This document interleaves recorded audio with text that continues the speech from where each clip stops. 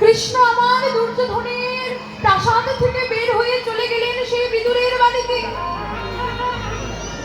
সে দিনহীন কামা, যেদিন থেকে কৌরব পাণ্ডব আলাদা হয়ে গেছে, বিদুর প্রতিজ্ঞা করেছে হস্তিনাপুরের সে পাপন্য আর সে গ্রহণ করবে না। কি করে?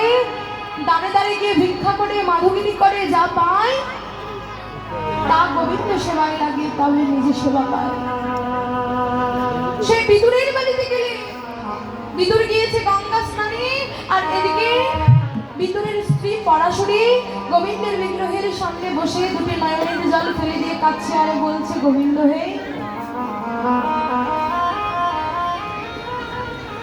কতবার তোমাকে দেখেছি, প্রতিদিন আমার সামনে ভিক্ষা করে নিয়ে আসে, যা নিয়ে আসে তা রন্ধন করে প্রসাদের থালাটি সাজিয়ে ওই দরজার দিকে